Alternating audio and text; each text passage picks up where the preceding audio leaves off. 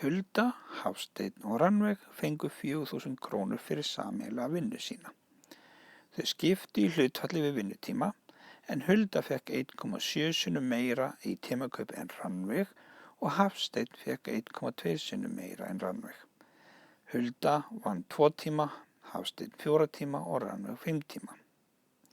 Nú, ég þarf að átta mig á því við hvernig miða við, hver er grunneiningin, hver er sá sem að hinir miðast við.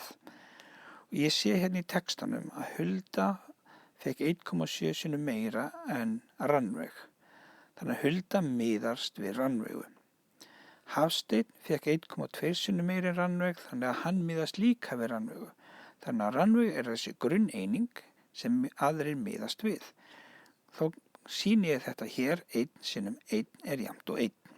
Þá er hún komið stöðulinn 1. Nú, Hulda er með 1,7 sinnum meira en Rannveig, þá færu það sem Rannveig er með bara sinnum 1,7, sem er þá jafnt og 1,7.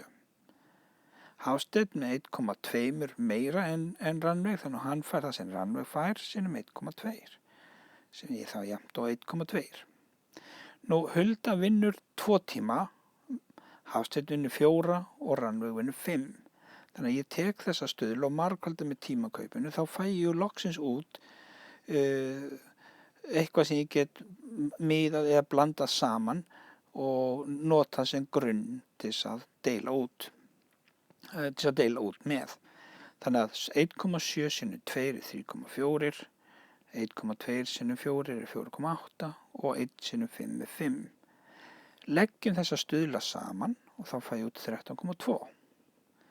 Nú ætla ég að deila upphæðinni sem ég á að deila með þessum sameiginlega stuðli 13,2 og fæ þó út að ein eining sem ég á að deila á milli þeirra eða réttar sagt tímakaupi í þessu tilfelli er 303 krónur og 0,3 aurar. Ég tek þá stuðlinn hennar Huldu og margfalda með þessar upphæð, fæ þá út 1.030 krónur og 30 aurar. Gerir sama við Hafsteinn, stuðlinn hans sinnum eininguna, fæ þá út 1454,55. Gerir nákvæmlega sama með Rannveigu, sinnum 303,03. Fæ þá út að hún fær 1.515 og 15 aurar.